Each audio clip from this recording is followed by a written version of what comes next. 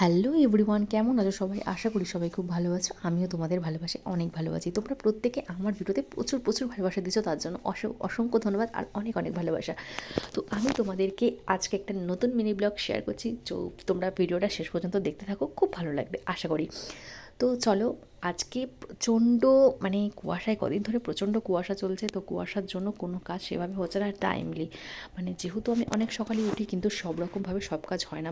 উঠি কিন্তু অনেক সকালে, কিন্তু ওই বারবার গিয়ে শুই, বারবার গিয়ে উঠি, এই জিনিসটাই হয়। কারণ ছেলে একবার করে কাঁদে, আবার যাই, আবার যখন ছেলেকে একটুখানি ঘুম পাড়িয়ে আবার চলে আসি। তো এইভাবে কাজ করতে করতে মোটামুটি আমার 8টা থেকে 9টা বেজে যায়। তো আর এই কুয়াশার দিনে বুঝতেই পারছো যে একা হাতে সমস্ত কাজ করতে গেলে অনেকটা সময় লাগে। হ্যাঁ, যাদের কোনো হেল্পিং হ্যান্ড আছে তাদের হয়তো কোনো অসুবিধা হয় না, কিন্তু যাদের হেল্পিং হ্যান্ড নেই, কেউ সাহায্য করার মতো নেই, তাদের অনেকটাই দেরি হয় কাজ করতে। তো সেই বাসন মাজতে মাজতে আমার প্রায় 9:30 বেজেছিলো। আমার ছেলেকে ঘুম পাড়িয়ে আসতে, যে ছেলে তখনও ঘুমাচ্ছিলো বলে সমস্ত কাজ বাজ আমি সেরেছি।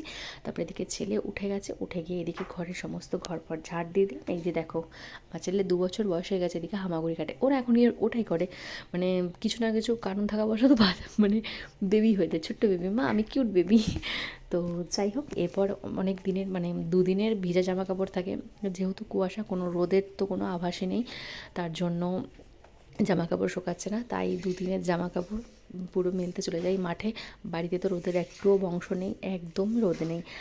এত গাছ, তো তার জন্য গাছ কাটার পরও দেখছি এখন কোনো রোদ উঠছে না। তার জন্য পাশের জমিতে আমরা একটা দড়িটা নিয়েছি, ওইখানে চলে যাই জামা কাপড়গুলো মেলে আসতে। আমার সঙ্গে আমার ছেলে, সেও যায়।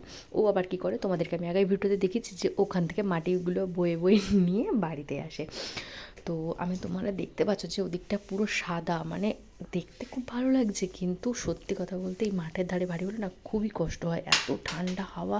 তার পাশে কিন্তু পুকুরও আছে।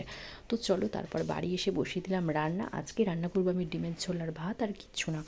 তো আমার ভিডিওটা কারোর ভালো লাগলে অবশ্যই লাইক, কমেন্ট, শেয়ার।